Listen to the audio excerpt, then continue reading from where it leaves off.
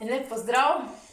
Ja, vreme je tako, da smo kar lepo noter na toplem. No, danes si bomo pripravili en tak domač pripravek pri težavah s prehladom, pa tudi na splošno krepi naš imunski sistem. Se veste, bliža se zima, sneg je tu. Ja, česen, domač česen. Zdaj tisti, kiri ga niste posejali še v mesecu novembru, pač nekje do prvega mrazu, lahko pač česen posadite tudi v spomladanskih mesecih, oziroma tam nekje februarja, marca ga lahko že sadite na vrtove oziroma visoke grede, lepo pokrijete s kopreno in boste imeli lep spomladanski česen.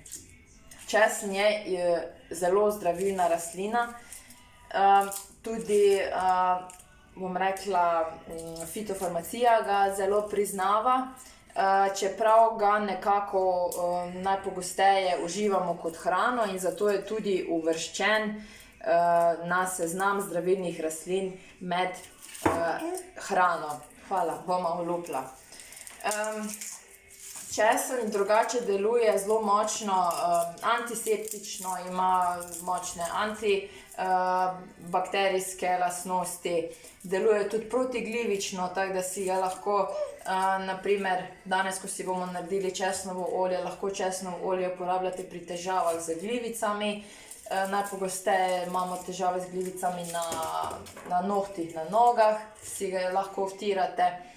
Sicer boste imeli malo takšen vonj po česnu, eni pravijo, da dišijo po pici, ampak če učinkuje, nič za to.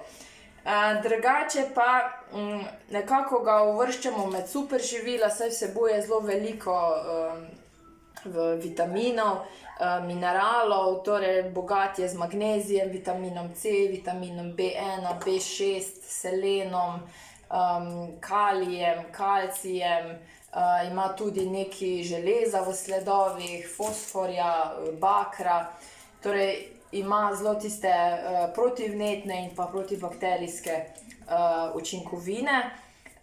Ima tudi to lastnost, da nekako, ko je kot cela glavica, nima nobenega vonja po česnu, vonj oziroma tista snov, ki jo vsebuje, se začne sproščati šele, ko ga nekako stremo oziroma začnemo ribati ali pa rezati.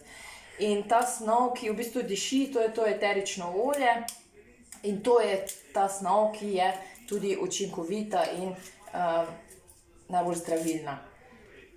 Zdaj iz česna si lahko delate, zelo aktualne so te česnove kapljice oziroma česnova tinktura. Lahko si pripravite tudi, oziroma lahko uporabljate tudi česnovo olje, to je eterično olje, se dobi.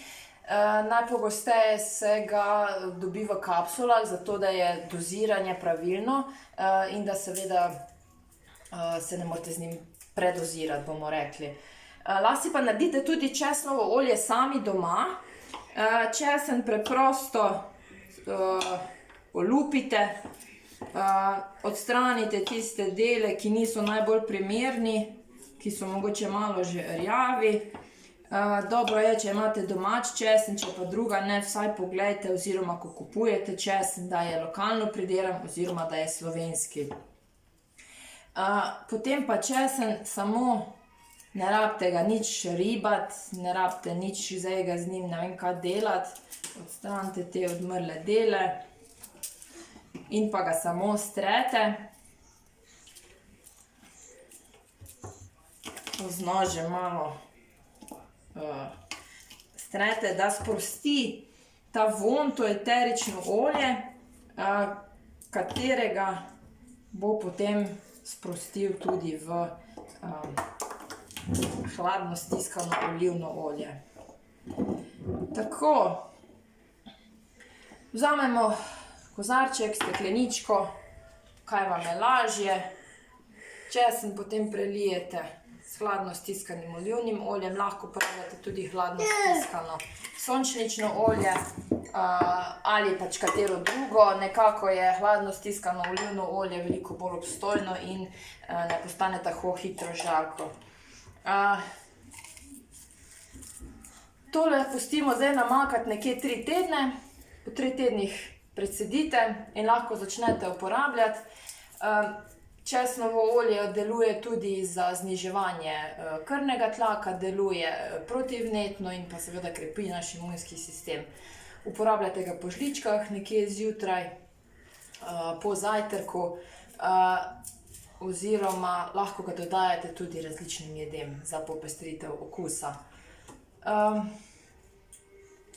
Tako, nekako je to to. Mi bomo še malo česna olupila pa pospravila. Vam pa želim prijetno ustvarjanje. Pa lep pozdrav. Kaj bi rekli?